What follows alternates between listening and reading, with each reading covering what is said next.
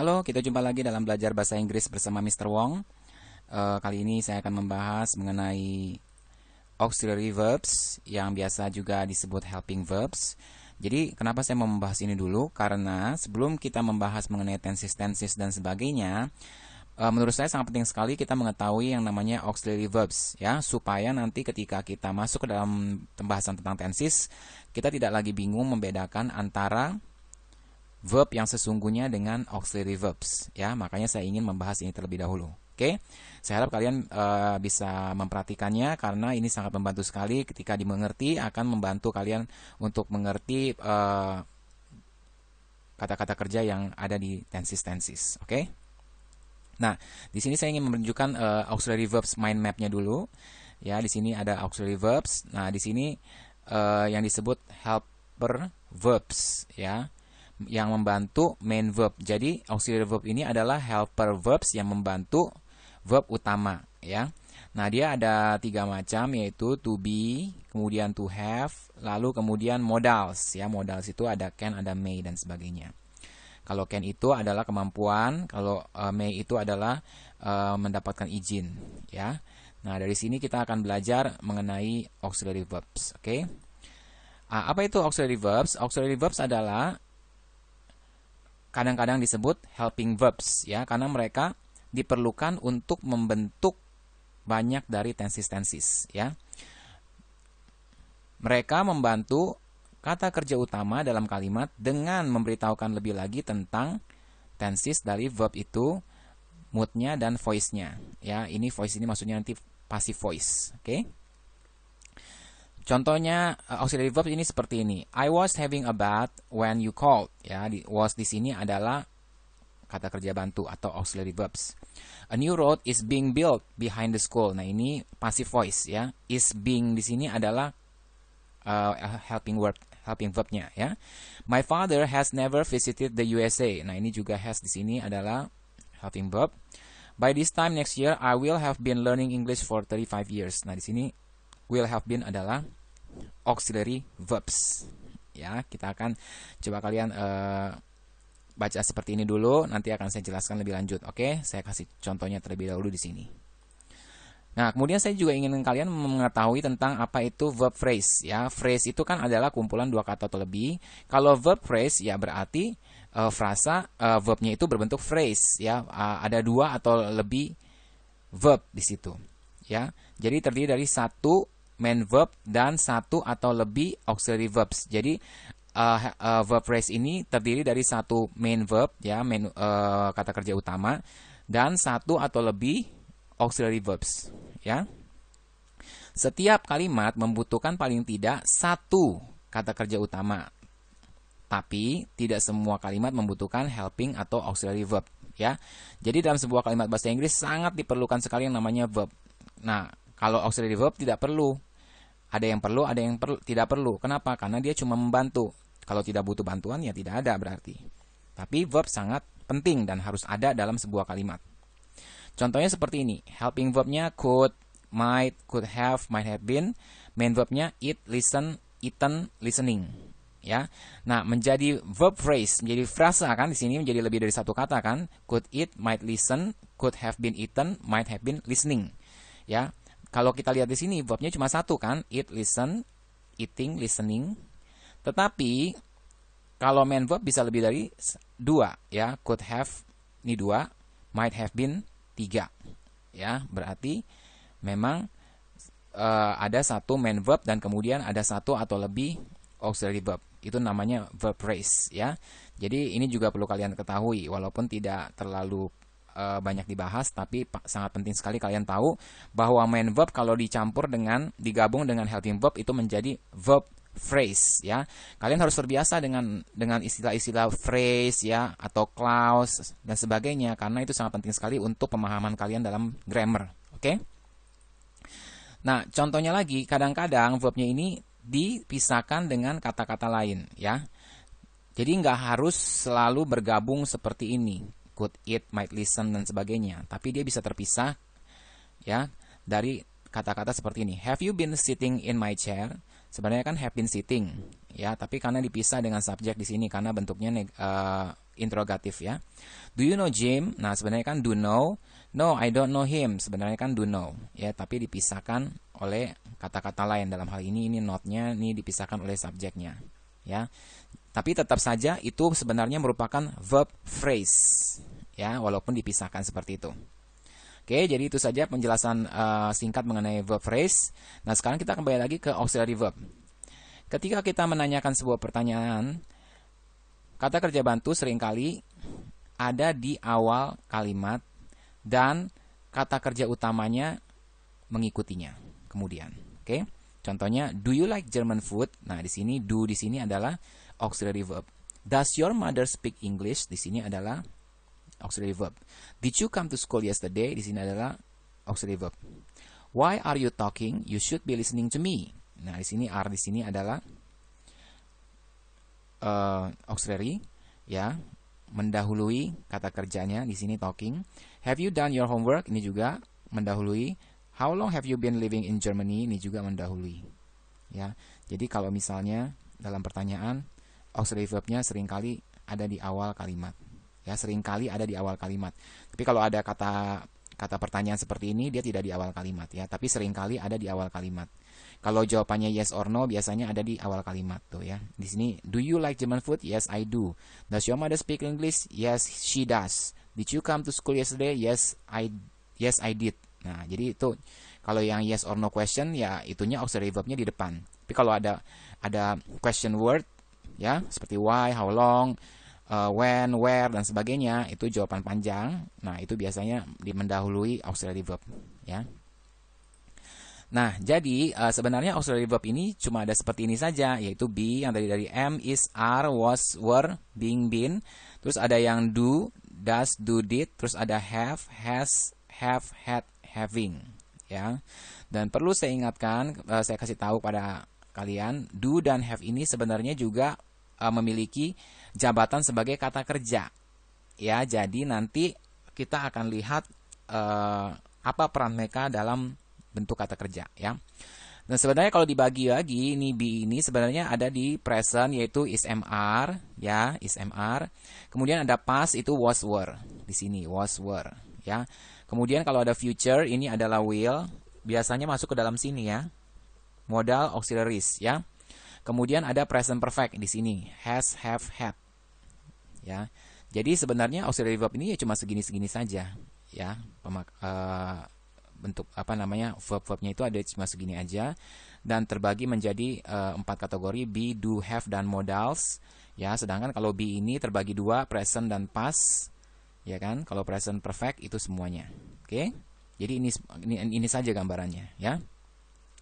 Nah, sekarang kita akan lebih belajar lagi verb be ya, the verb be. The verb be can be used as an auxiliary and full verb ya. Nah, yang tadi saya katakan kan to be itu sebenarnya dan sebagai macamnya ini, do dan have ini sebenarnya mereka sebenarnya kata kerja juga, tapi kalian harus bisa bedakan kapan dia berfungsi sebagai kata kerja dan kapan dia berfungsi sebagai auxiliary verb. Nah, di sini saya akan jelaskan kapan mereka jadi auxiliary, kapan jadi full verb ya. Nah, kalau misalnya sebagai auxiliary kita menggunakan verb for compound tenses and the passive voice. Ini patternnya seperti ini ya, am, is, or are present participle. Kalau simple present, I am ya kan, he, she, it pakai is, we, you are pakai are. Simple past, I, he, she, it pakai was, we, you, they pakai were. Kemudian past participle pakai been ya. Nah, kita contohnya seperti ini. I am baking chocolate broccoli muffins today. Am di sini adalah auxiliary verb, ya. Karena kenapa dia adalah auxiliary verb? Karena sini sudah ada kata kerjanya bake, ya. Baking, present participle completing the verb phrase, ya. Jadi di sini baking di sini adalah kata kerja. Jadi yang ini pasti bukan kata kerja. Jadi apa? Ini adalah auxiliary verb. Sedangkan am baking itu adalah verb phrase seperti yang tadi kita sudah pelajari di awal ya. Jadi bagaimana cara bedakannya? Lihat saja kalau misalnya kalimat tersebut mengandung kata kerja berarti dia berfungsi sebagai auxiliary. Tapi kalau misalnya dalam kalimat tersebut tidak ada kata kerja, hanya ada is, mr dan was, were seperti itu, nah itu pastinya dia sedang ada dalam bentuk full verb. Dia menjadi verbnya sendiri di situ. Oke. Nah, kita lihat di sini ya contohnya. They are 15 years old. Nah, di dalam kalimat ini tidak ada kata kerja kan? Tidak ada kata kerja. Tetapi saya ingatkan lagi, bahasa Inggris itu harus ada kata kerjanya. Makanya are di sini fungsinya bukan sebagai auxiliary tapi sebagai kata kerjanya. Begitu, ya. They are not 15 years old. Are they 15 years old? Nah, di sini are di sini adalah kata kerja, bukan auxiliary. Dari mana saya tahu? Kita lihat saja di sini tidak ada kata kerja. Jadi harus ini yang kata kerjanya. Seperti itu cara bedakannya. Oke. Untuk jelas lagi kita akan lihat lebih lanjut. Sekarang kita berlanjut ke yang verb do ya. Verb do itu yang tadi seperti ini. Nah, does, do, did ya. Nah, does, do di sini juga bisa berfungsi sebagai auxiliary dan full verb ya. Dan sebagai auxiliary kita menggunakan do in negative sentences and question for most verb in simple present dan simple past. Biasanya kita pakai sebagai seperti itu ya. Contohnya ya, he does not play football, he did not play football. Nah, does di sini adalah kata bantu ya, kata kerja bantu. Kalau yang question, does he play football, did he play football? Nah, ini adalah kata kerja bantu ya. Do di sini irregular karena jadinya did ya. Nah, patternnya adalah I, you, we, they, do, he, she, it pakai does. Oke. Simple past I, he, she, it, we, you, they semuanya pakai did ya. Jangan khawatir, ini akan kita pelajari secara terperinci lagi dalam tenses. Cuma kalau di sini kita belajar untuk garis besarnya aja untuk mengetahui bahwa auxiliary verb untuk simple present adalah does untuk he, she, it, dan auxiliary verb untuk simple present adalah untuk yang I, you, we, they adalah do. Untuk auxiliary verb simple past itu adalah did ya. Nah, terus kita kembali dulu ke yang do ini ya. Do di sini bisa berfungsi sebagai full verb juga, ya. Seperti ini contohnya. She does her homework every day. Nah, di sini does di sini bukanlah auxiliary verb, ini adalah kata kerja. Kenapa dia pakai s? Karena memang di sini simple present rumusnya adalah pakai es kalau he, she, it, ya. Tapi ini bukan kata kerja, tapi ini bukan auxiliary, ini adalah kata kerja.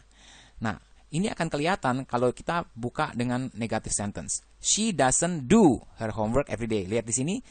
Doesn't inilah, does di sinilah, inilah yang namanya auxiliary verb, sedangkan di sini adalah kata kerjanya yang asli. Baru kelihatan ya. Does she do her homework every day? Nah, di sini kelihatan juga bahwa inilah kata kerjanya, ini kata bantu, kata kerja bantunya atau auxiliary, ya. Jadi jangan terjebak. Biasanya orang terjebak, auxiliary verb yang mana? Oh, yang ini yang does, padahal ini bukan auxiliary verb, ini adalah kata kerjanya sendiri, ya. Sama seperti yang tadi saya ajarkan yang is tadi seperti ini. Ya, jangan sampai salah. Ini adalah kata kerja asli. Dia menjadi kata kerjanya di sini ya, bukan auxiliary verb. Oke. Nah, sekarang yang have. Yang have ini juga bisa digunakan sebagai auxiliary dan full verb. Ya. Contohnya di sini present perfect simple, he has played football. Past perfect simple, he had played football. Present perfect voice, he has been playing football. Ya, has been di sini harusnya dikasih merah ya. Past perfect progressive, he had been playing football. Nah, ini juga had been di sini ya.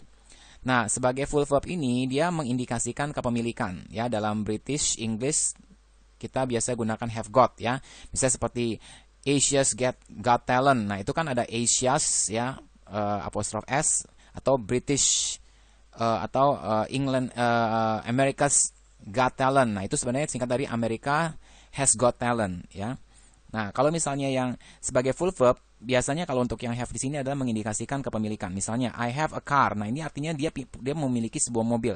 Have di sini bukanlah auxiliary karena memang tidak ada kata kerja lain kan di sini kan, berarti yang menjadi kata kerjanya adalah dia. Tapi kalau yang auxiliary verb, I have got a car. Nah, kenapa ini auxiliary? Karena ada kata kerja got di sini. Jadi dia hanya membantu kata kerja yang utamanya yaitu got, have got a car, ya. Jadi kalau dalam America's got talent, nah itu artinya America has got talent ya, has-nya di situ adalah auxiliary. Nah, jadi got di sini adalah full verb-nya ya, have-nya ini adalah auxiliary-nya ya. Jadi caranya membedakan seperti itu. Kalau di sini kan jelas-jelas he has played football. Di sini jelas-jelas ada kata kerjanya play ya, berarti ini adalah auxiliary. Ini auxiliary ya. Has been di sini auxiliary, had been di sini auxiliary. Oke. Nah, kemudian kalau yang will ini hanya dapat digunakan sebagai auxiliary ya. Jadi kalau yang do, yang be sama yang have itu bisa dipakai sebagai auxiliary ataupun full verb tergantung ya dari kalimatnya. Tapi kalau yang modal untuk will itu sama sekali untuk auxiliary ya, untuk future tenses. Contohnya he will not play football. Dah, ini udah pasti auxiliary verb ya. Kalau misalnya dia disingkat menjadi won't ya. I will, he will, I will not atau I won't ya. Kalau yang will gampang, oke? Nah, coba kita lihat di sini. Auxiliary verb atau full verb? I am hungry. Nah, ini kita sebut full verb. Kenapa? Karena I am hungry di sini tidak ada kata kerja, hanya ada kata sifat hungry ya. Maka harus ada kata kerjanya kan? Berarti inilah kata kerjanya. I am hungry, I am ini full verb. They will help you. Nah, kita ingat kalau yang will itu pasti auxiliary ya, tidak mungkin tidak.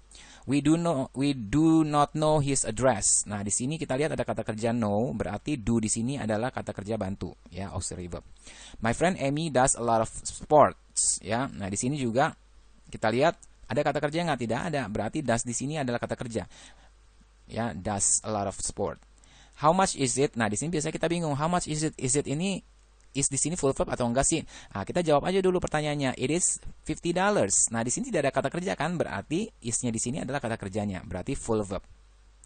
I'm reading an interesting book at the moment. Nah, di sini kan ada kata kerja reading. Berarti M-nya di sini kata kerja bantu. Auxiliary verb. Will you be there? Nah, will pasti auxiliary. She has never been to London. Nah, she has never been to London. Nah, di sini kita lihat ada nggak ada kata kerjanya ya, ada kata kerjanya yaitu ini she has never been to London ya. Di sini kata kerjanya been ya, been di sini ada kata kerja ketiga ya, kata kerja ketiga di sini berarti di sini adalah kata kerja bantu has ya. Terus does she speak English? Nah, di sini ada kata kerja speak, berarti di sini auxiliary. They have a cat and dog. Nah, di sini juga tidak ada kata kerja, berarti di sini adalah kata kerjanya. Ya, possession ya. Mereka memiliki seekor kucing dan anjing.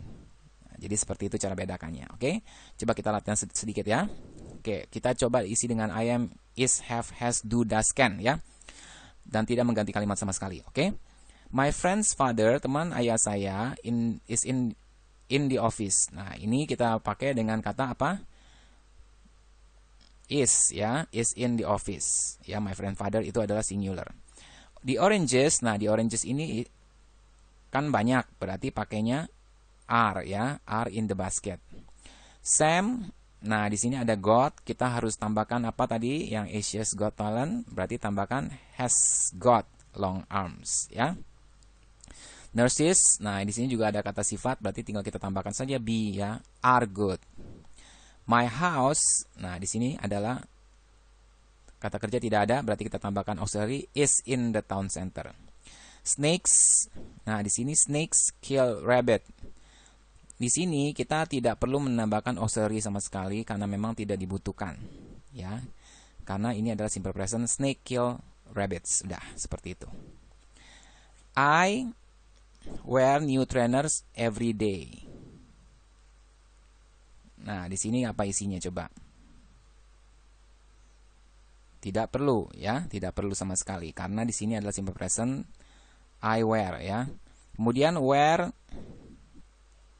titik your friend do on Saturday.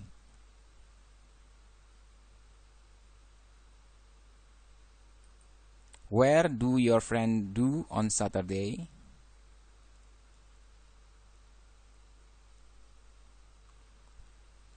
Oke, di sini adalah where do your friends do on Saturday? Di mana teman Anda pergi pada hari Sabtu, ya. Oh, ini bukan where do your friends go on Saturday ya. Where ya, go di sini bukan do ya, salah ketik ya. Where do your friend go on Saturday ya. Kemudian what titik-titik your father got in his garage. Nah, ada got di sini, kita tinggal tambahkan what has your father got in the garage ya. This exercise, nah ini ada kata sifat, berarti pakai aja be to be ya. Is easy, karena cuma satu kan, is easy. It isn't difficult, ya kan? Nah ini bla bla bla, your parents drive well. Nah biasanya ini digunakan untuk kata kerja bantu apa? Do, ya. Do your parents drive well, ya. Kemudian where titik-titik they watch TV. Where do they watch TV? Ya, di mana mereka menyaksikan televisi, menonton televisi, ya. Kemudian Peter, nah di sini kita pakai can play tennis with his friend, ya. Yang paling cocok ini karena yang lain-lainnya tidak mungkin, ya. Sharon and David. Nah di sini ada ing-nya kan, berarti pakai are, ya. Are dancing well. Kemudian bla bla bla, your friend buy any rubber hairs. Here, does your friend buy any rubber hairs? Here, ya. Nah, mungkin kalian bingung, kok bagaimana caranya kita mengetahui ini pakai ini pakai ini. Nah, itu nanti kita pelajari di tenses, ya. Tapi untuk sementara ini kalian hanya tahu perlu ketahui saja bahwa kata kerja bantu tuh adalah yang seperti ini, gitu. Ya, ini tidak ini adalah kata kerja yang membantu main verb-nya, ya. Nah, kata kerja ini sangat penting sekali kalian ketahui jabatannya. Kenapa? Nanti akan dipakai di dalam tenses. Sehingga ketika nanti saya ngomong auxiliary verb, nah kalian sudah mengerti maksudnya, ya. Artinya itu kata kerja bantu yang membantu kata kerja utama, ya.